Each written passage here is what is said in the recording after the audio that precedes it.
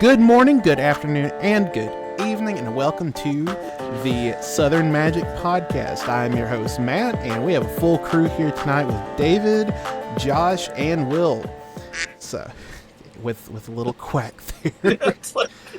I should not have discovered the soundboard. Dude, I'm messing around with these soundboards a lot now. I love the sound. I love it.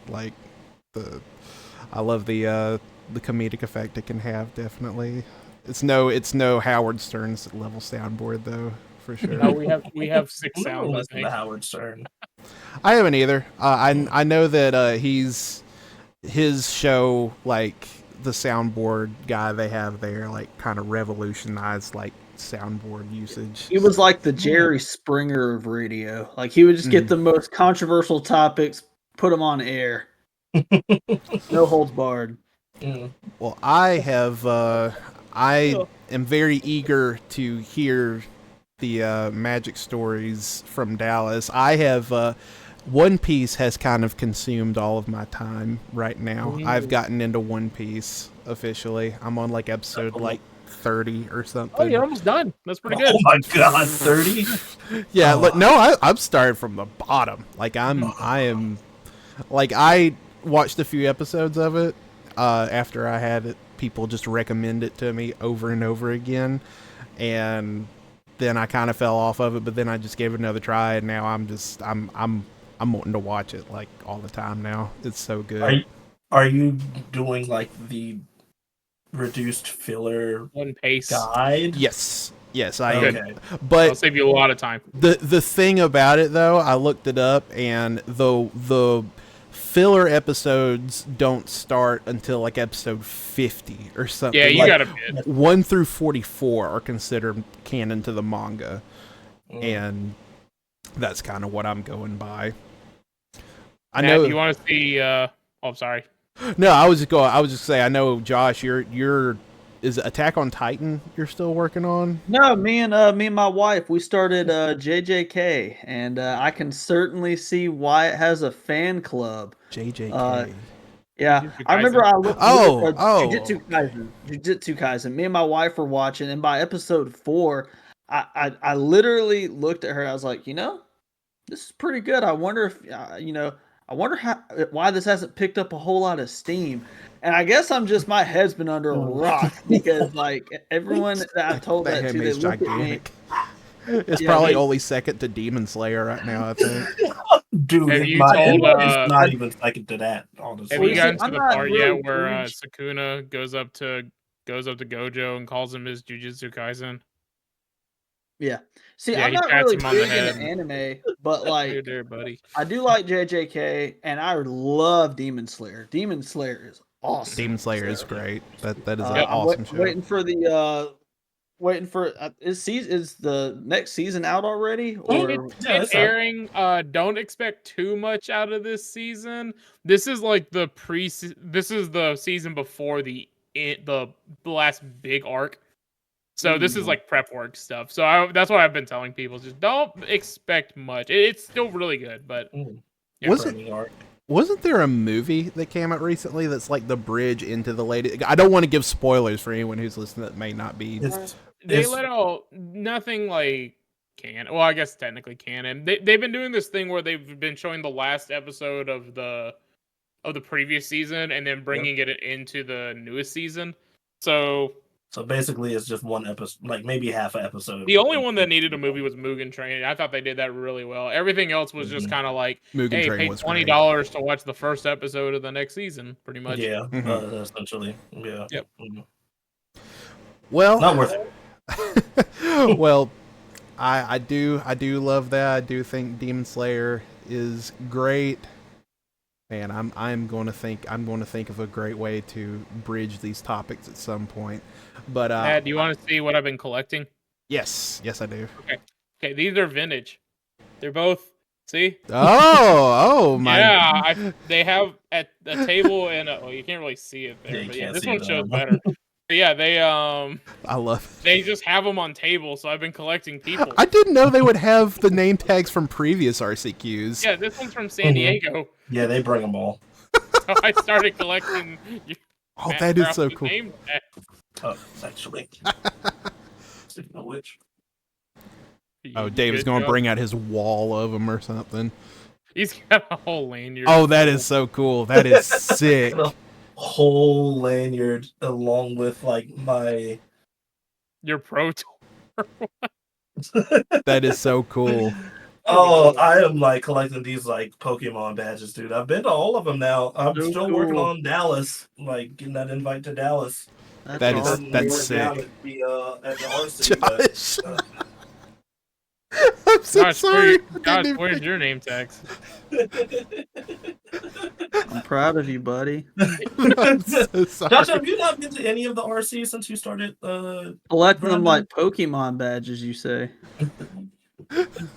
Josh is still stuck picking his first Pokemon. I'm collecting them like Sukuna's fingers. How about that? Mhm. So Josh is trying to navigate a Meridian frame of Portal still. reference.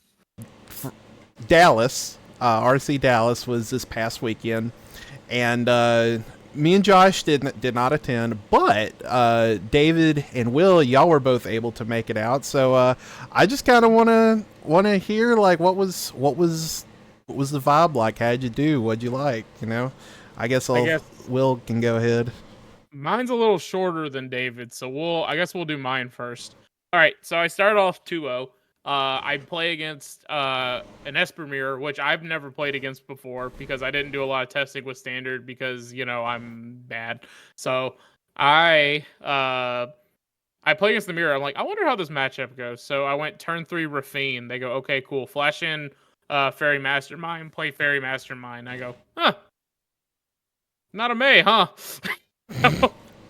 I proceed to not swing at all, and then I die. Then game 2, I'm able to get it because I'm like, maybe we don't play the Rafine and we play the good cards. And then game 3, they get stuck on 2 lands, and I play an Alka-Seltzer on 5. So An Alka-Seltzer. Alka-Zotz, that's what I call him. Oh, Alka-Seltzer. I like that. I call him Alka-Seltzer. But Alka-Seltzer. yeah, so I end up beating him. Round 2, I play against.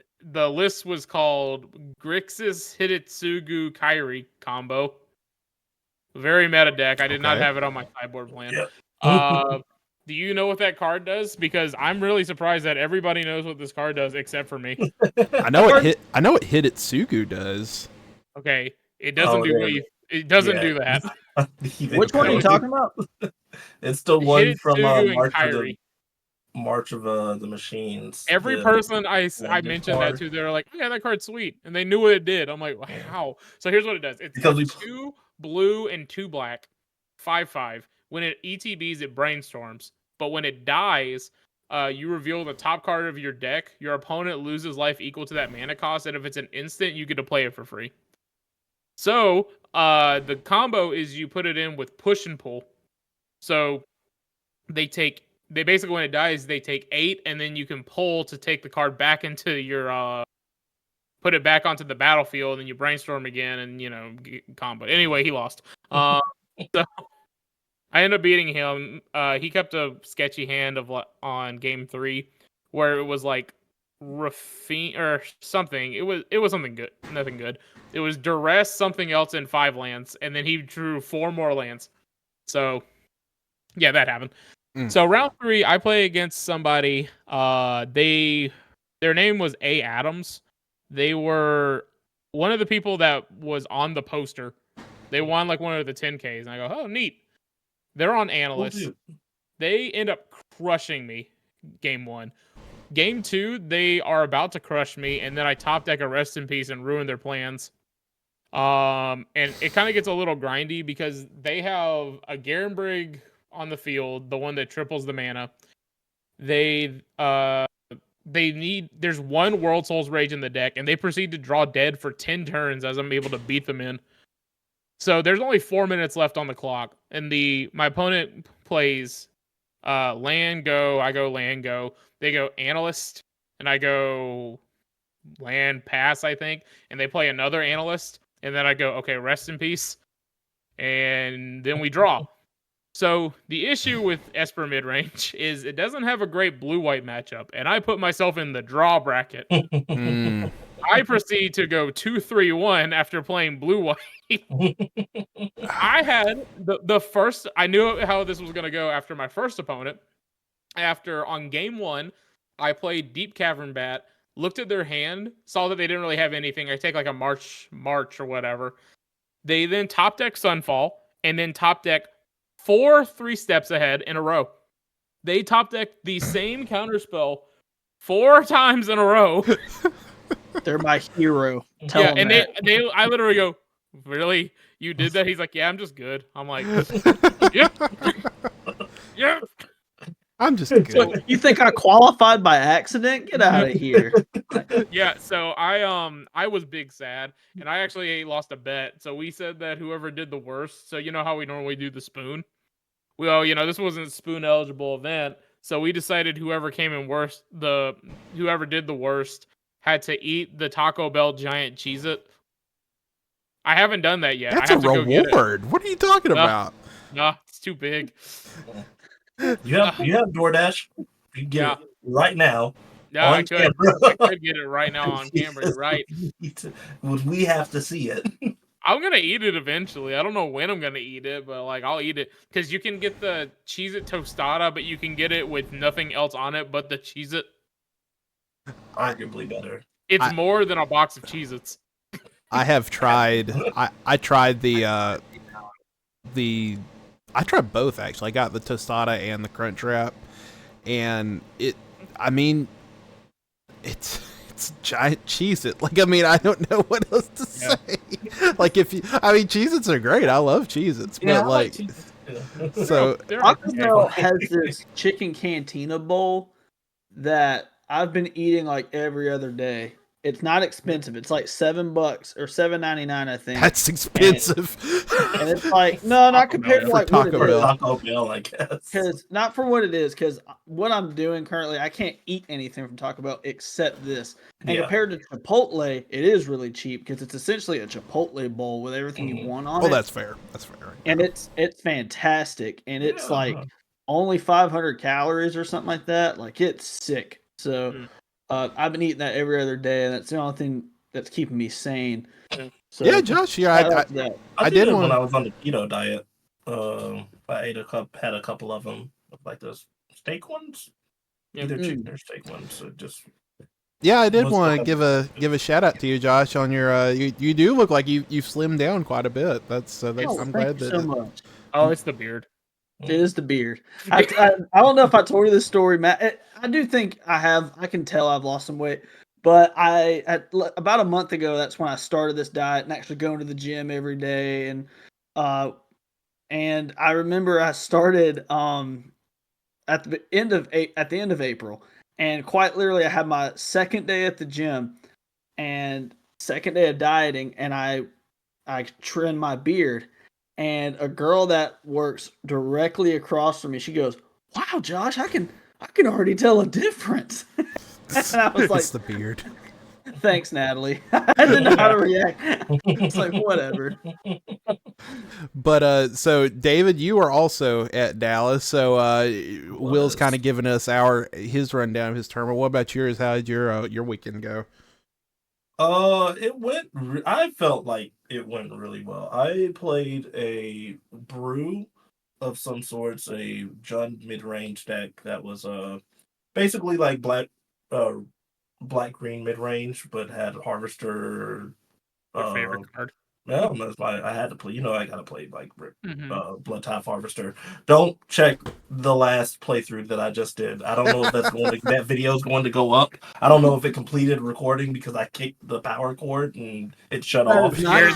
All 4 of those people are probably wondering what the hell happened to me. Probably like when my house blew up. But no, like that Riveteer's Charm, which I thought was like one of the best cards in the format right now. I love that card. Unleash the Inferno, and then the sideboard, like Obliterating Bolt, Hated Suga Consumes all an Obnix list. We made day 2. So I went 6-3 in the first day, only losing to Blue-White Control, Convoke, and Green-Black. And then in the second day, I got 2-0'd by blue-white control. So I lost 3 times to blue-white control, which the only reason why I built the version of the deck that I did is because it had such a good matchup against blue-white. Mm-hmm. And so I was it was a little frustrating to like keep losing to that losing against that deck, almost like unluckily, because of one game I like moved to 4, and then another one I didn't like get past like 2 lands. And it's always like tough beats whenever you come to those games that are supposed to be good matchups and lose because of magic is magic. Right. Yeah. Mhm. No, the definitely the I understand that. I've had games go like that. Like I think in modern that happened to me with Murktide a lot. Like especially trying to tech Good. for the freaking Yawgmoth matchup. Like I was running like I think I was running Anger of the Gods at one point too, and like 2 curse totems, and it just didn't matter. Like you can tech all you want against it, but then sometimes they just run you over, which is just the Yeah, I was unfortunate part talking to about it. Drew. I was talking to Drew, fellow Southern Magicer, Mhm. Drew, and he. We can talk about it if y'all want. It's his story, but apparently he had quite the sad. Yeah, I can tell you Eighth from career or firsthand whatever. experience if you want to hear it. No, Yeah, go ahead, go, please. go ahead. Okay, so the worst part about this is that, I'm in that, I want the world to burn mood because I lost in round 6 and I had to watch all my friends do. Every one of you had a win in it. Every single person had a win in it except Honestly, for yeah. one person. And I'm Yeah, because I literally went going like over to. I'm literally. 3-0 into 3-3, and then had to rattle off another 3 Yep. wins in a row to make it to day 2. I was trying the reverse psychology thing on Drew. It was just be like, hey, your worst matchup, you're not gonna play it till your last round, and then you're gonna get stomped. So his worst matchup is probably Boros Convoke. And last round, guess what he played against? It was Boros Convoke. He wins game 2, loses game 1. Game 3, his opponent has a Thalia on the field, like a bunch of other things, and he has an Expel the Interlopers in hand. He casts Expel the Interlopers on 6.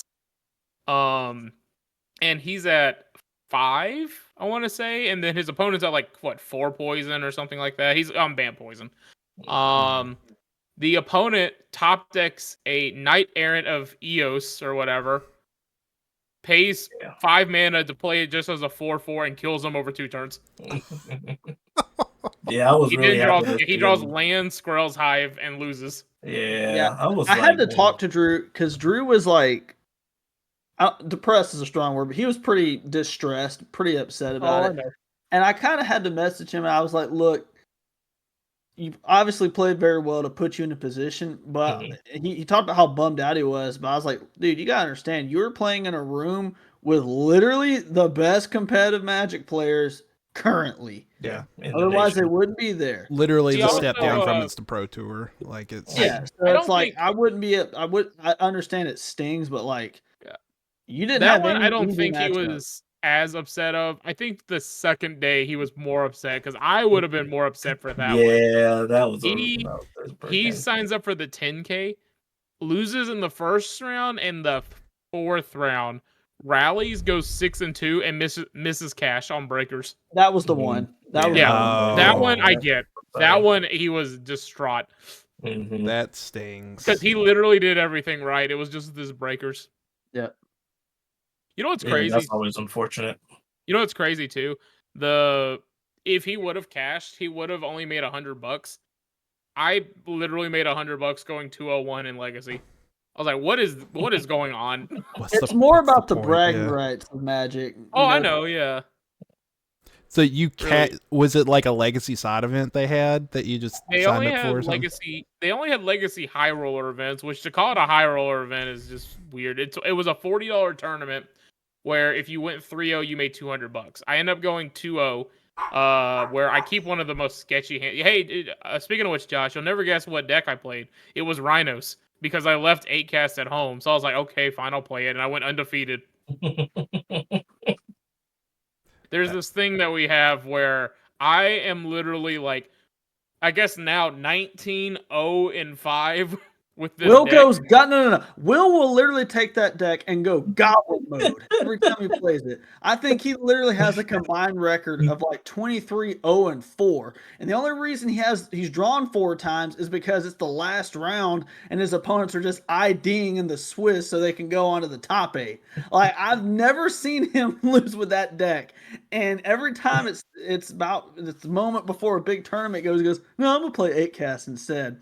And then he gets like turn 2 Karned on the draw, and he wonders, and it's the surprise Pikachu face. He wonders why it's happening to him. It's like, I don't know what I can say. Like, it's so frustrating. It's like he could literally just be clapping cheeks week after week with that deck. He's like, nah, let me play a Kappa Cannoneer. Yeah, the card has Ward 4. I don't know what to say. Oh, that was you would have been proud of this game too. I played against Painter. They get me game 1. Game 2, I look at my hand. There's no lands in it, but it has a Simian, Elvish, Violent Outburst. And I go, yeah, let's go for it. And I do it, and I kill them.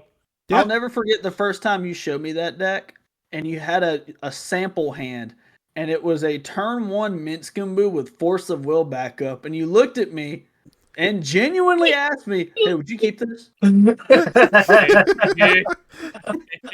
don't know if this will get there or not. It got there. Turns out it got there. I heard you had a food story, and I'm very curious to hear about the food story because I almost went bankrupt in Dallas. So we went to go to a barbecue, and I think I was with Josh last time. We went to a place called Terry Black's, and it was delicious. Oh, y'all went back there? No, we didn't go back there, but when we went there, I wanted a beef rib because that's what they're kind of famous for over in Texas, like beef barbecue. And I really wanted to get that, but they were out of it at Terry Black. So I was like, okay, next time I go back, I'm getting it. So we go to this place called, I believe it was called Hurtado's. They had beef ribs, but only on the weekend, and it was the weekend. I'm like, okay, I'll get it. It said $38 a pound, and I said, okay, it's gonna be a little expensive, but it's $38. I'll end up paying probably $50-$60 for dinner. But you know what? It's we're in Texas. I'll do this. So it turns out you don't order it by the pound. You order it by the bone, and whatever bone you get, that's what you pay.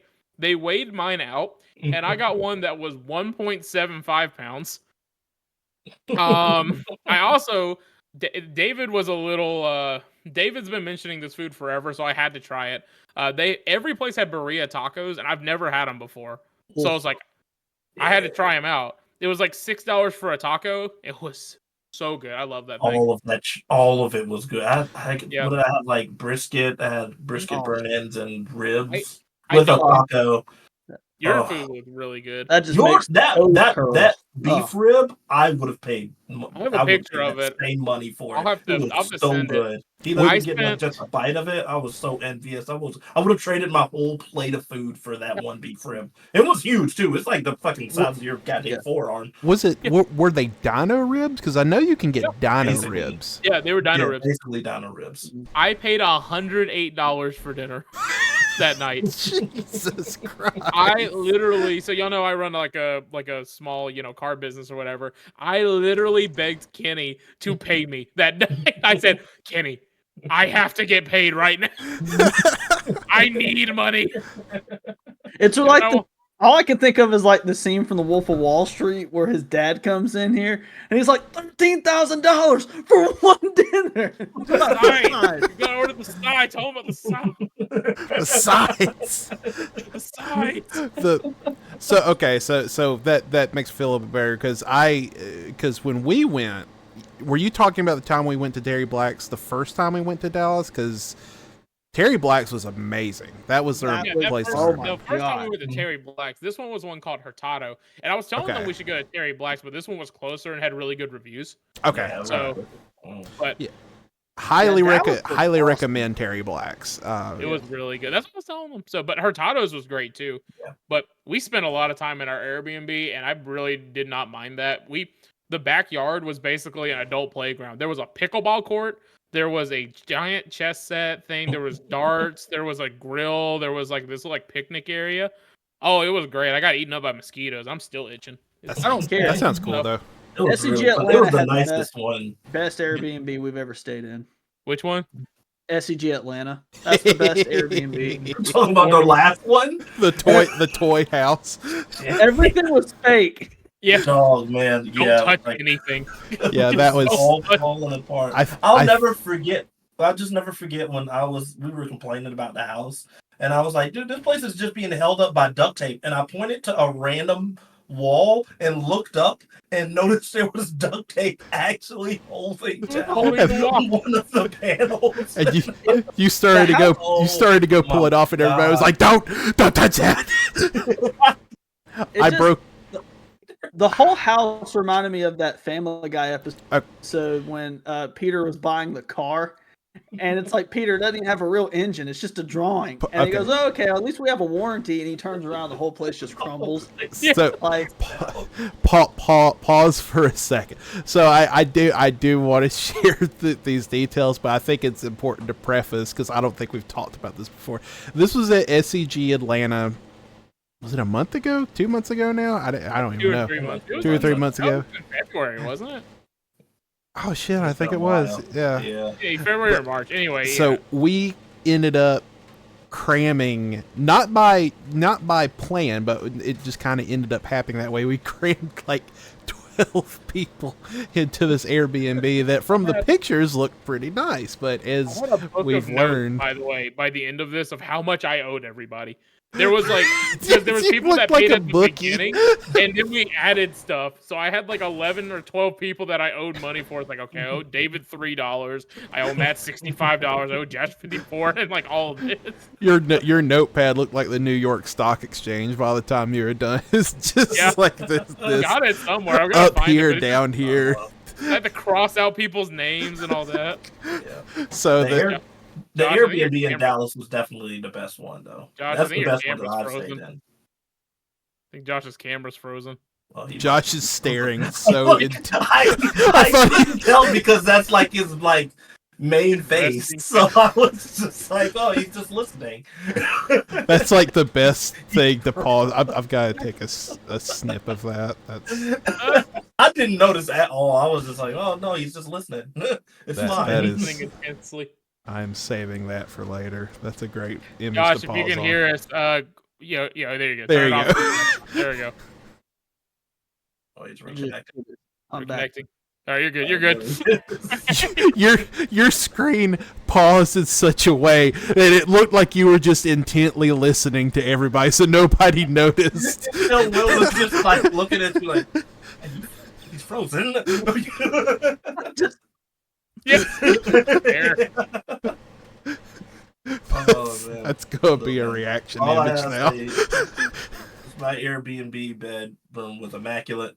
It was Yeah. like I was living like a king, and all of us had our own bedrooms too. That was even the best part. But mine had a bidet, so that made it all worth it. Oh, Yeah, yours is he's the better room. He's had a bidet. dude. We all had our own room. They were all named something. Mine was called the Allure room. I don't remember what mine was called. The Allurin Yours- room.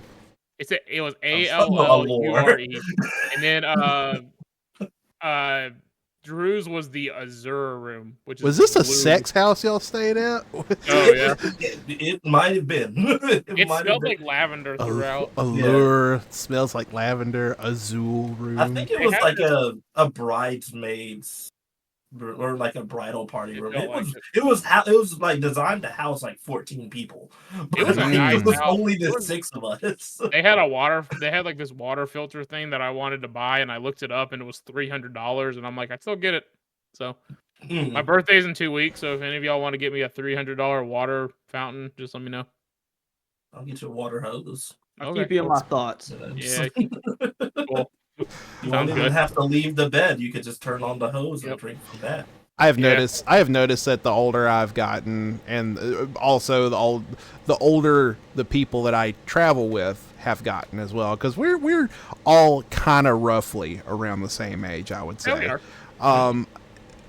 The amount of time that we spend just kind of chilling and watching TV has gone way up because it has. everybody's tired by the end of the day. They're like, I just want to relax. I remember when I used to hard party to every night. Mhm.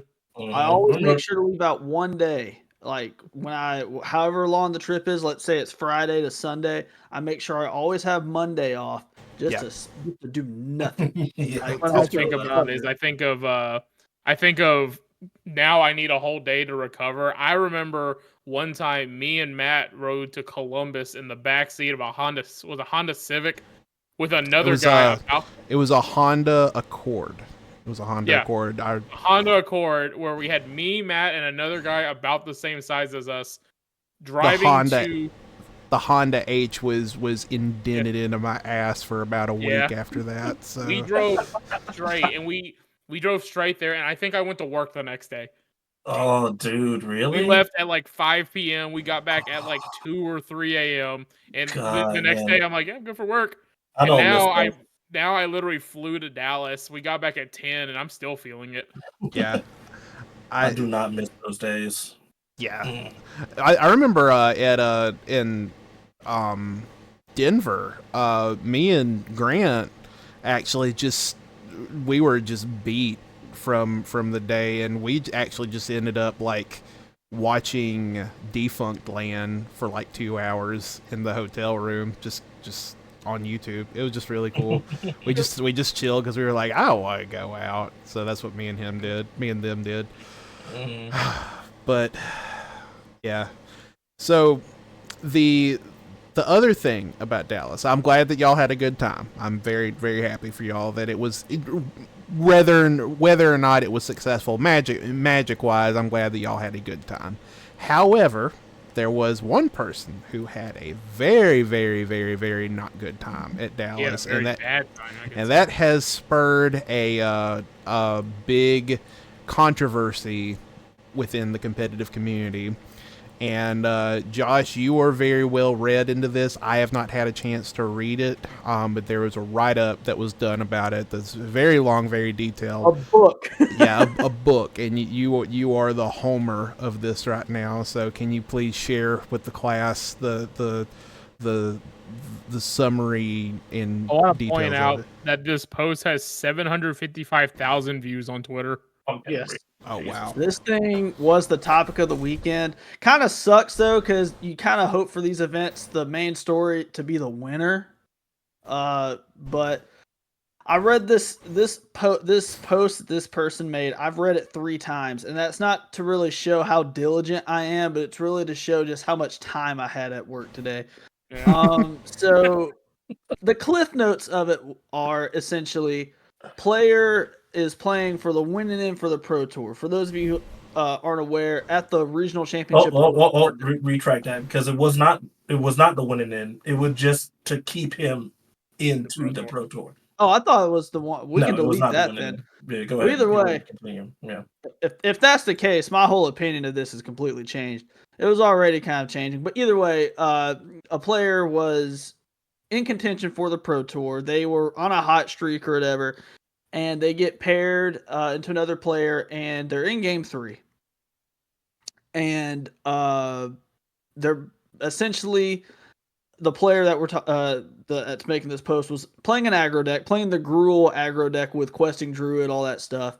And their opponent was on the Slogurk 4 or 5 color Legends deck. And in game 3, the Slogurk player got mana screwed. The game is pretty much it is distinctly over. It's deterministically over. The player has lethal in play, and the Slogurk player kind of I would interpret this as kind of like a joking manner, but they essentially said, is it okay if I look at the top card of my library, and if it's not a land, I'll scoop?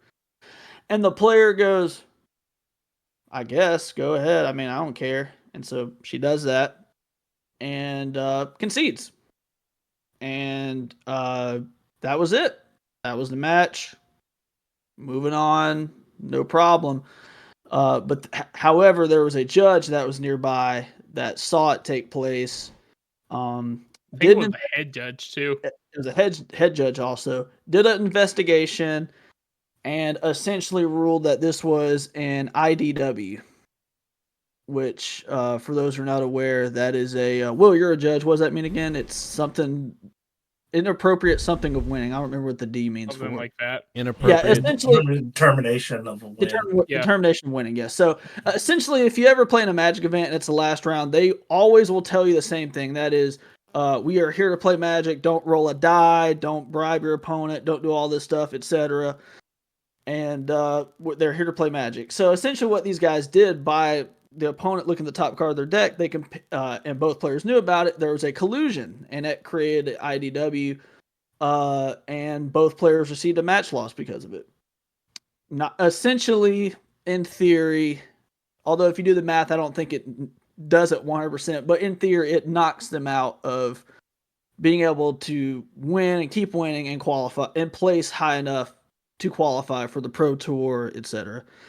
And what ended up happening was the player had reacted in a very, and I've done a lot of research on Twitter with people specifically that was there, and this player raged. It wasn't just like this. Oh man, like this player lost their damn mind. Okay, I did not hear about this part. Oh, absolutely. Yes, they lost their damn mind to the point where the initial match loss got upgraded to a DQ. And then the DQ got upgraded to a ban from the Magic Hall. So, oh wow, yeah, I had no idea. Because whenever someone writes basically a manifesto, because that's what this whole thing was. I mean, this thing was like a novella. Typically, they leave out the parts that, or they try to dampen the effects of how horrible they were. Yeah, they don't want to look bad, so you kind of have to do a little extra investigating. And I initially, upon reading, thought that the judge issued a DQ for the IDW, and I thought which I want to clarify, that is the proper thing to do, but they downgraded it to a match loss because of the situation. So they were giving them a favor, basically. Yeah, they did do them a favor by saying that, because normally this is a no-go at any point. Normally it's a DQ for both of them. Yep. Yeah. And I thought, like, well, that sucks. I mean, hopefully they have, why would they do that? Why can't they be a little more lenient? And then, like you said, they were lenient. They brought it down to a match loss. I didn't know that initially. And then I realized that later on, you do more reading, the player did freak out and then got a DQ because you can't slam your hands on the table and act uncivilized for a card game tournament. And that's he raged and made people feel not safe pretty much, and that's why he got banned from the hall. Yeah, so. And on one hand, I have empathy, and I know that if I was deeply entrenched in an event and I had something very silly like that, it's literally the victory being snatched. It's how do I phrase it? It's defeat being snatched from the jaws of victory. If I had that happen to me, I would be furious.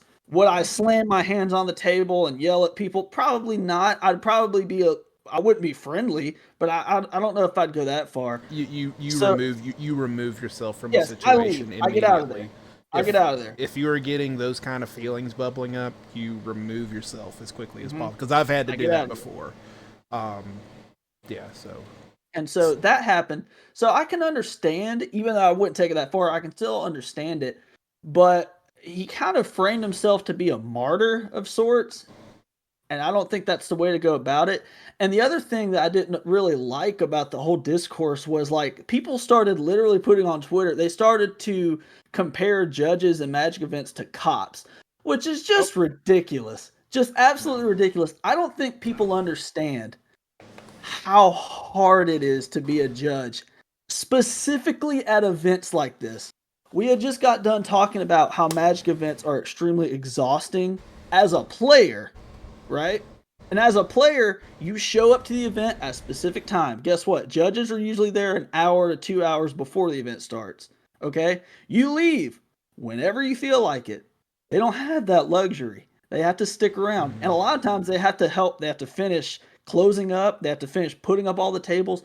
It is a ridiculously just tasking job that I don't know if I could do.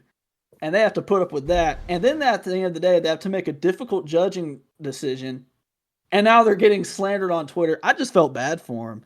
There's a reason I don't like judging like the big competitive events. It's because of stuff like that. Yeah, and because you never judges hear anybody yelling at the person judging the legacy side event or anything like that or any of that.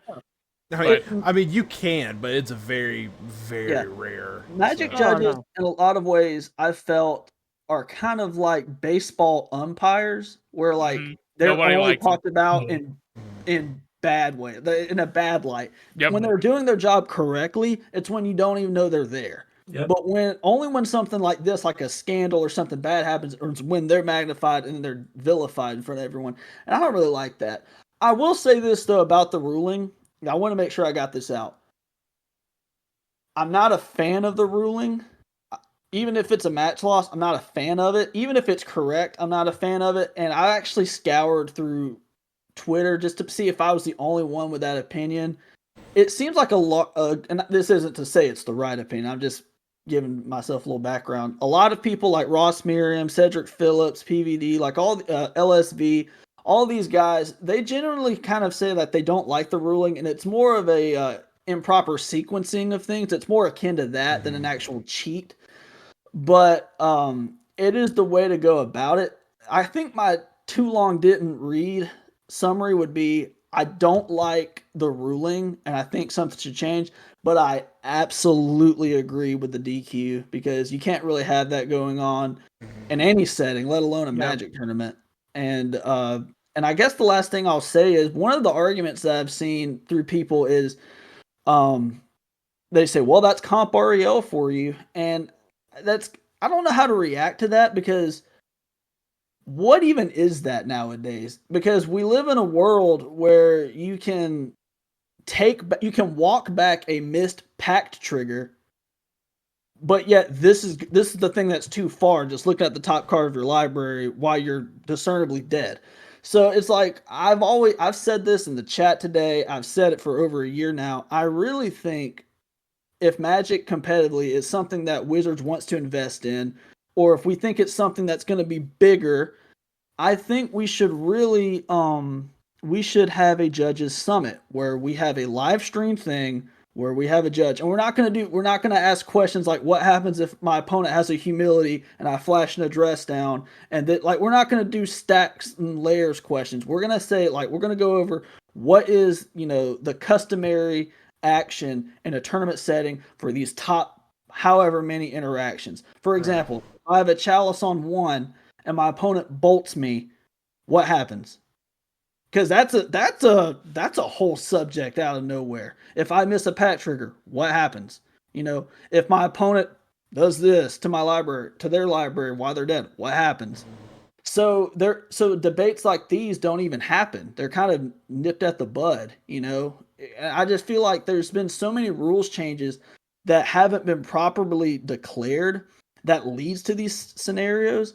And I feel like we could really help. It could be helped by being more proactive about it and communicating, hey, this is what happens, instead of having to open up the Gatherer, because at this point the Gatherer is like trying to take a test for the bar. I mean, it's extremely thorough. There's different, rule 730B dash this. Like, no, we don't need that. Just go through the common rulings for these problems, and there will be no issues. And the last thing, an example I gave before I'll pass the floor because I know I've been hogging it. But like I played in the RCQ at JC's and I was playing blue-white control and my opponent was on domain. And they cast Archangel of Wrath, right? And I said, sure. And I went, actually, hold on. I'd like to counter that. And my opponent goes, well, you said okay, that resolves. If this was the year 2019 or before, I would have said, damn it, you're right. I guess it sticks. But Magic has been changed so much where you can walk back so much stuff that I don't even know how far this goes anymore. So I called a judge over, and there wasn't even an effective judge. Called the judge over, and they ruled in favor of my opponent. And like I said, if this was the year 2019 or before, I wouldn't have a problem with it. I'd be like, whatever, I was should have paid more attention. I actually talked to 2 L2 judges afterwards, and they told me I was able to walk it back because nothing had changed. Changes, I could counter it. So it's like I kind of got screwed in a way where I shouldn't have, and nowadays you can always appeal, so that's another thing, and you've always been able to appeal. But you know what I mean? Like I feel like we need something to clarify, because I feel like so much has changed, and I get you. We could stop this Yeah. controversy like this. This is a weird one, but we could stop future controversies from happening if we just clarify what we're going to do in these common situations. And it wouldn't look as controversial, and people just wouldn't make these sloppy plays and mistakes that would cost them money and Pro Tour life and getting banned for being a goofball in a tournament. I agree with you, and I think that explaining it kind of shed some light on it, because the Cliff Notes version I read sounded like complete nonsense. Like it sounded like, oh my god, how could the judges do this? But with all those details considered, I am more willing to support that, because I agree that is a very, when you're at that level, especially if the head judge is around you, like I think that you don't you don't take any risks with that type of talk. It's just better to save that for, playing it weeknights or whatever. But Oh, and thank you, David, for bringing that up. I thought it was literally like, if you win this, you're going. And if that was the case, I could understand the raging aspect of it even more. I didn't know it was just to keep your tournament life No, up. it was like Yeah. round like 12. I didn't know that, so I appreciate you telling me that. I will give my opinion, because I was there. I wasn't in the immediate area, but yes, please. I had the opportunity to talk to Nicole Tipple, who was the person on the other end, the Slogert player, who did this. And I will say this, that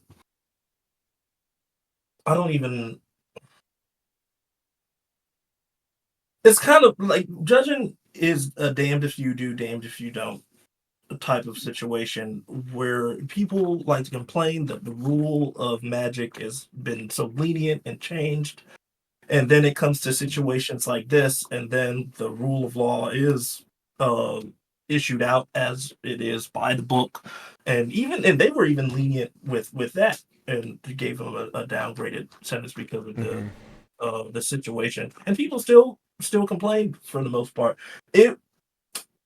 In situations like that happen to newer players a lot, and this is honestly a learning experience for the both of them. Nicole, she's relatively new. She's done great, had a fantastic performance on the Pro Tour for Outlaws, and she's a great person, super nice. She was really, really sorry about everything that happened, because that's not what she was intending to do.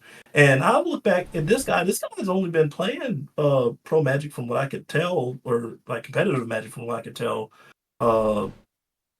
since like 2022. And oh wow, when it comes to an issue like that, that's just like lack of experience and knowing what to do in that situation. I guarantee you, like somebody who's a more professional player, even if Nicole's obviously not professional, she would be. So when she goes and like she's losing, she's downtrodden, she's just like, oh, I just want this game to be over with. Hey, can I look at the top card in my library and see if it's a land? The other player would be like, we need to play Magic. They might even call a judge and like say, hey, like this person is trying to collude with me, which would be a one-sided down Q, one-sided DQ. And in that situation, like, how do you? So what? I always posit. I've been positing to people. What did you want to happen in that situation? She goes and she's like, hey, can I look at the top card of my library and see if it's a land, and if it's not, then I can see. And they're like, oh, okay. And she looks at it. What if it is a land?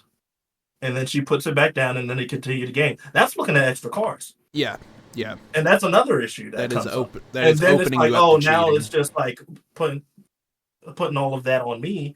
And then I'm like, well, we made this like agreement that whoever, if I looked off the top, and then it was like not a land, and then if it wasn't a land, then you put it back on the top, and then they keep playing, and it's just like, oh, now you have extra information to play and do whatever you want. So the issue with and this is another so that's my honestly my 2 cents on that. It's too image not well the one guy like honestly in my opinion he's like very immature in that situation. Inexperienced, And that maybe. this stuff like this happens at like what RCQs all the time, Mhm. Yeah. and like but there's not a whole big blow up about it. Only big blow up is because he was immature and acted like a fucking child, Yeah. because he got knocked out and had to deal with the consequences of his actions. But I guess if he's going to be out of the Pro Tour contention and going to drop anyways, and who's to Might as well say? do it in a I don't know ball where it's plane. at. Yeah. But I I thought, don't understand what people wanted yeah, out of that situation, and they were like, "Oh, it's not about like the rule of the law; it's about the spirit of the law." Well, what the hell does that mean? Like, what do Yeah. you mean? Like, if it's not like written down verbatim, Mhm. uh, then what are you referring to? Because even they saw that it was not a cheating situation, so they downgraded it from a DQ, double DQ, to a double match loss, which unfortunately ended up in the same position for him, but he doesn't have to like do they don't have to do a whole report on him and kick him out of the tournament or whatever. And they Which did. of the hall, of the and Magic Hall. by the end of it, obviously Yeah. they did because he was for unsportsmanlike conduct, and I Yeah. wasn't there personally, but I heard there was a lot of like aggressive throwing of bags and like slamming tables, and I would be more as a judge, I would be concerned about everybody around here. Well, The what is Yeah. safety issue. he's in You're like a bad I think that's why situation? they kicked him yeah. out. It's Yeah, because of that. get him out because who knows what he's going to sit there and stew in his anger, and who knows what he's going to do to the. Yeah. He might come back and try and retaliate at the judge for like uh giving a bad ruling or whatever. These situations are complicated. They're super complicated. Judging is super complicated. It's a fucking 30-year-old game with all towards. There's not going to be just a simple Fix. thing that it is going to fix all of these magical issues when it comes to like rulings Right. and like how the game has evolved to the point because of like all the mistakes and all of the things that they've had to fix throughout this time period of the game existing. So I think the judges did what they were supposed to do in that situation. They can't give like favor, and then if they don't do what they're supposed to do, they're looked as like showing favoritism to Nicole, who's in her own right. I think she's starting to gain a lot of like fame as being like one of the newer players uh as well. Like if you were in a situation like that and like it was like another pro that did something similar, would they have had the same situation if they were just like, oh, like it's just a warning and everything? They were like, Mhm. what the hell? Like they're not treating them the same as they would treat a normal Magic player. Hmm. Uh So no, I don't feel like sympathy for this guy. I don't agree Yeah. with people like giving all of this shit to like the judges. There was two people who like unfortunate that they were in that particular position where he was not in contention for the Pro Tour because he was like he would have been X and I assume X and 5 at that point, which was the only record that would make you straight up be ineligible for Pro Tour Mhm. contention at top 64. Uh, and that's unfortunate. Yeah. But I mean, that could have easily just happened. At like, would he have been just as mad at like X and 2 or X Yeah. and 4 on the first day, or like it happens no matter what. It's Yeah. And the belligerency that was something that I was completely unaware of. That yeah. that was a whole Yes. other Yeah. thing. Yeah, that's like In my opinion, that's why it got such a big yes, hubbub no, about. no, no, If, that if, is if he why. didn't flip tables and stuff like he didn't flip Yeah. tables, but you know what I mean. Mhm. I will say this though, I think like there's two ways you can go about this moving forward, and a lot of players, a lot of pro players, players that are way better than me, kind of share the same thought where you can either do two things, and that's either um start and I'm not a judge. Will would know better than anything, but like obviously you have the buy the books. This is what you do. You can either make it more of a case by case type deal and try to deduce it, use a little common sense and try to have a little more leniency to it, or you just straight up say, look, don't do this. Like, Yeah, that's what people. That's what they say. Don't do this in this situation. And moving on, this will be like, it's unfortunate for these two, but this will be like the perfect example of like when, and anyone who's ever played in competitive Magic in the last round, in the last round, they will always say, "We're here to play Magic." They do this at FNMs. I feel like that situation has popped up in probably that exact situation has popped up a few probably in plenty of times in competitive Magic. This is the biggest one I've known of. So of course, yeah, dude, but this is off. It's a normal thing that people will try and do. It's just like, let me see what the top card in my library is, and then I'll scoop to you. Which is why I say it's a rookie thing to do, and both players being like honestly relatively new to the game. Especially this isn't a new ruling. It's not a new ruling because this is something I remember. There was a guy in Tuscaloosa. It was the pre-release for Eldritch Moon.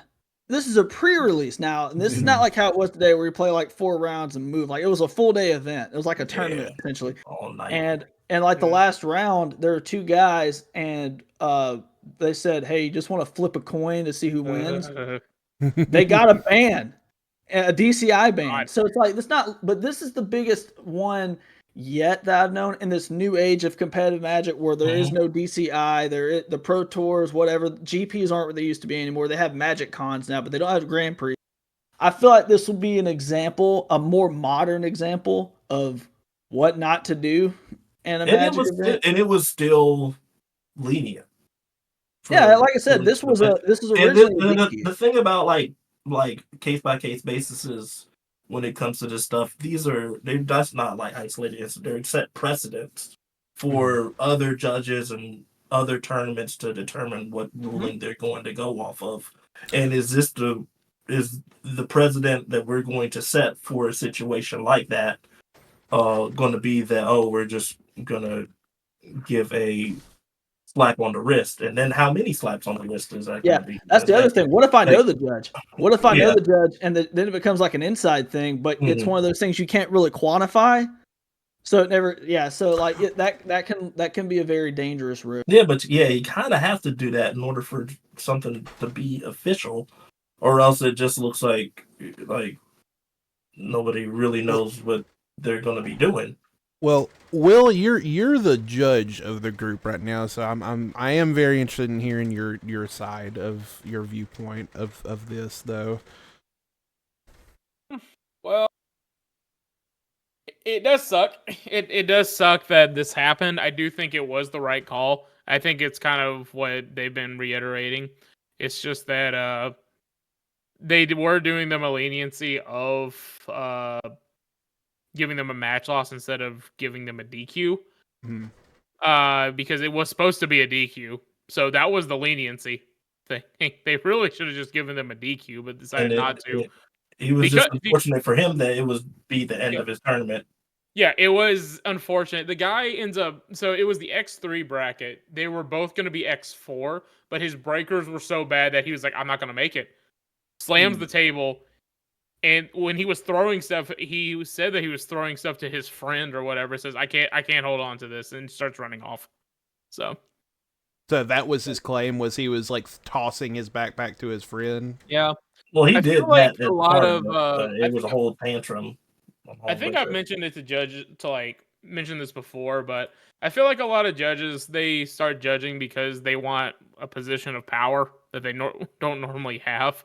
Everybody's just got that one feel bad ruling that you get because of something stupid that you did. Yeah. Because you just didn't know better. Okay. I was thinking about that guy that basically cheated Matt that one time. That living in player makes me so angry. Oh yeah. The living where in he literally thing. said, "Yeah, you got it." Picked up his cards.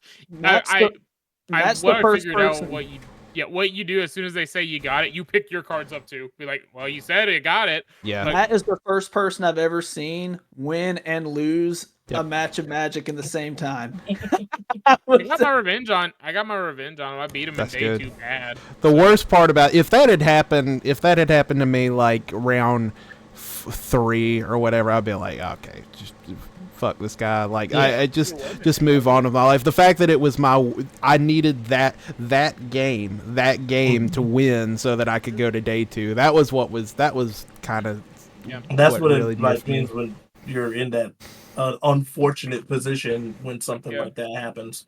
The thing that's about the whole ruling and thing that happened was it does suck because the guy was on a heater pretty much, and it was the fact that he won the match and was good, and then the judge basically gave him the match loss after that. Was just I get his emotions were high, but it is something that he did wrong. So you have to learn. You can't like accept stuff like that in any like tournament. Honestly, even a regular REL thing that it. I mean, obviously it's more lenient at regular REL. I'm curious to hear the judge's perspective because I'm curious if the judge, the judge. I don't know if the judge was watching them or not. I think the judge was just walking by and heard that. So they probably just didn't know. That's how it was framed in the story, from what I've heard, from what I read. And they just didn't pull back, but because they were just like, that's not. I think the moral of this whole story that we can glean is ever. that and also if you're at that level, and any kind of, I mean, obviously don't do that. If you're thinking at that point like, hey, I'm in the shitter right now, I'm just going to say like, hey, do you mind if I just like draw a card, and if it's a land, I'll concede. If you're ever to that point, just concede. Like if you're mentally at that point, just quit, because it can only end up bad for you and for your opponent. And if you're on the receiving end of that, where your opponent offers you something like that, I can understand the social anxiety of like, well, I don't want to be a jerk and call a judge on this person to try to get them or whatever. I can understand that. I think if they offer that to you, you could just be like, let's just play. Let's play it out. Yes, play. Because you play normally. You got a chance. Yeah, in my perspective, if that were to happen to me, and the judge were to overhear my opponent say something like that, and I make the counter offer of like, nah, let's just play, I feel like I've insulated myself at least a little bit from you have, because from then that, the judge because only looks at that person that offered the so thing, and that might cause them to get DQ'd, and that will just simply cause them to get DQ'd in some situations. And I also think if you're losing and you're trying to make lemonade out of lemons and you're trying to have playful banter with your opponent, if this was an F&M or something, you would have been like, Muff, draw a card. Because obviously, I think the way I've interpreted it wasn't an angle sheet. It was just like a ha-ha, if I do this before I see myself out. Save that after you concede. Yeah, let the game be done, and then talk to your opponent all you want. How bad does it feel that they're just like, oh, let me just look at the top card, if it's not a land I can see, and they look at it, and it's a goddamn like, this is the card I needed to win the game, and they put it back, they keep playing, and then they play, and then they play it, and then you're just like, what the hell? You just looked at extra cards, and now you have more information to like make plays or blocks or do whatever you. So that's like makes it even. If you're gonna have playful banter and do goofy stuff, do it after you've conceded. That's like play testing behavior. Let the game be resolved. Yeah. Let it be concluded, and then you can talk to your opponent. You can do funny stuff. Look at the top card of your deck. Look at the top card of their deck. Ha. At a competitive event like this, where there's tens of thousands of dollars on the line, that's a bad idea. And we're gonna look back to this exact story as exhibit number 1. Of why you should do that. I think that's what ultimately that's what this is going to be. I think I've actually done that one time where like I looked at my opponent and said I am conceding, and then right after that I like looked at the top card of their library really quick and be like, yeah, that was a good decision or something like that. I think I have done that, but I made it very clear I'm quitting. You've won. But yeah, if you're going to do something like that, be very clear about your intentions. Yeah. But we are right at an hour 10 and just really 30 max a minute. I just want to hear, since we're at the very tail end of Modern Horizons 3 spoilers, You don't have to give any qualifier, any kind of explanation. You don't have to go in. You can go into detail if you want, but really quick, what are y'all looking forward to out of Modern Horizons 3 now that we have all the spoilers? What are you excited to test with? Go. I'll start with David.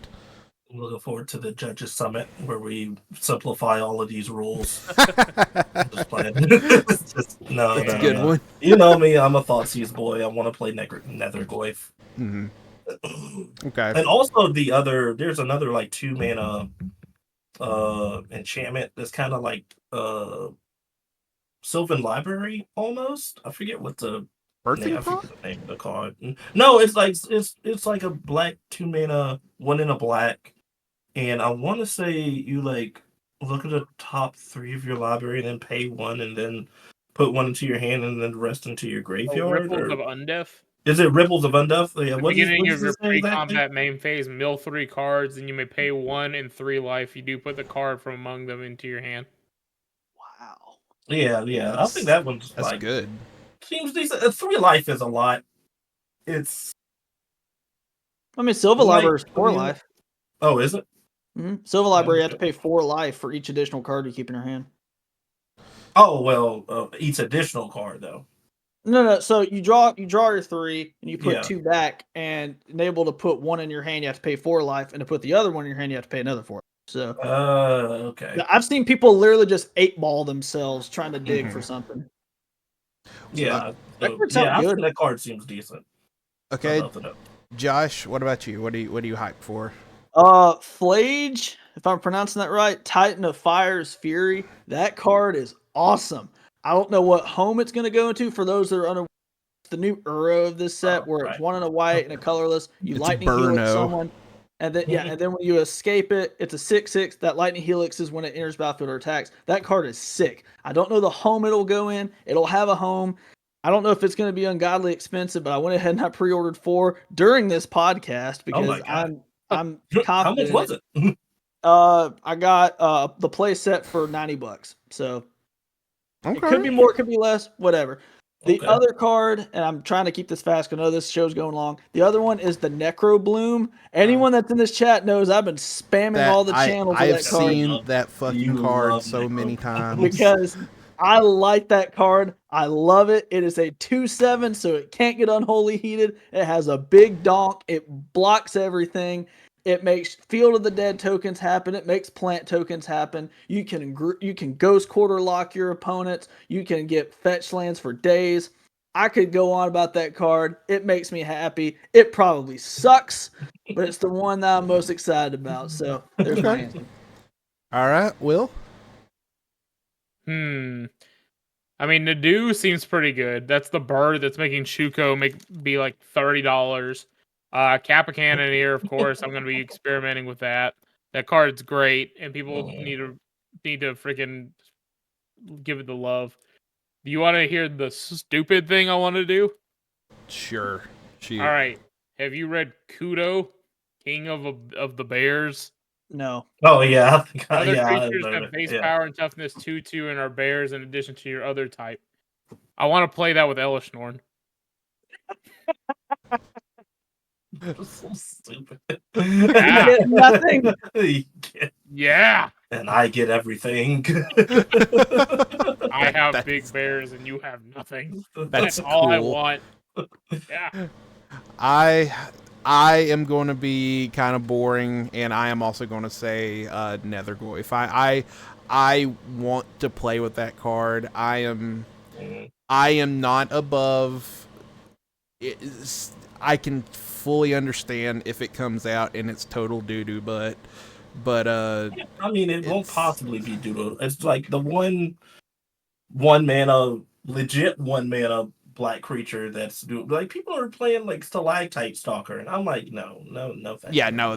I think it's better than Stalactite Stalker far away from me. So Nethergoyf is one I'm excited for, and the other one I'm curious about trying out the Modern Stifle, that counter target triggered ability. I can't remember what it's called. It's an uncommon. I don't know if that card's going to do anything, but I could see it. I could see it being pretty sweet. And also counters like a multicolored spell, right? or it counters a colorless spell. Oh, no colorless, elemental colorless. blast. Yep. No elemental blast. No, that's MEB. there's another one besides no elemental blast. Would I be considered boring if I said I'm excited about Vexing Bauble? I don't even know what that does. No, That's- that card's good. It's a 1-drop artifact. Whenever a Oh, player yes, casts a that one. spell, if no mana spends a cast a counter that spell. Oh, That's okay. going right in my Urza Saga. That's going to be in every legacy deck that runs Urza Saga. Yeah. Every legacy deck that Nice runs Force it. of Will, idiot. Nice Force of Will, nice Days. No Solitude. That card is going to be played in so many combo decks. That card is going to get just abused in the legacy format, or any format where free spells are like. Screw you, Delver. Yeah, that card is pretty scary. All right. Well, it has been a fun evening. We're right at a clean 115 right now, so I think we can call it. We can call it right there. But thank y'all for joining us. Thank y'all for hanging out with us and hearing us rant and rave about Magic and Magic drama for a little bit. So drop a like, drop a comment if you would like. And as always, we post. We stream on Twitch. We try to stream every day or every other day. And we post our VODs to YouTube, but go ahead and check us out on YouTube, Twitch, and you can follow us on Twitter as well. All of our money. Yeah, it's I can't wait for this to be like the one that goes viral and I get dragged through the mud for my opinion. Yeah, I always think no, that's just a rite of passage. Have the worst opinion is nothing we have said is unreasonable. David, that is influencer rite of passage is to go viral and then have people on Reddit say this guy sucks. And I stay alive. And your thumbnail has to be like that. Shout out to the what is it? The people or the people in Geeks Haven. The players in Dothan who hung out with the No, they're awesome. Yeah. There was also one that of course, we gotta shout him out. There was one guy from Dothan that did make Pro Tour contention, so Aaron Ward. Hell yeah. Yeah. Congrats, Aaron. Yeah, Congrats, Aaron. We love you. Why are we getting to you at the very end of this when all of the craziness has gone by? He is not going to Amsterdam in 2 weeks. He's going to go wherever the other one is because he said he doesn't want to spend $3,000 on a plane ticket because he's poor. I totally he didn't get say that. it, but I read it in his eyes. But yeah, definitely shout out Geeks Haven in Dothan. That is a fantastic shop. It's a very nice environment. All the team there are very kind people. So if you're very smart, very professional. If you're listening to this and you're in the Dothan area or wanting to check out a new shop or anything, definitely give Geeks Haven Dothan a try. They're good people. And if you're from Geeks Haven and you're listening to this, please stop casting Thoughtseize against me. Jesus Christ. I love their Thoughtseizes. We had a theory, I think it was more of Drew's theory, that the sole reason Josh stopped playing Magic is because I keep playing against him and winning ends. And I, at minimum, play 6 Thoughtseizes on him in 2 games. Nice. And Drew came up with a theory. I'm like, yeah. Thoughtseize, Lily, Fable. All right. Well, I have been doing the outro for a few weeks because, Josh, you haven't been joining us. So, Josh, I will let you do the outro this time. Well, like always, thanks for joining us tonight. And the best part about Magic is the gathering. So, take care of yourself and take care of each other.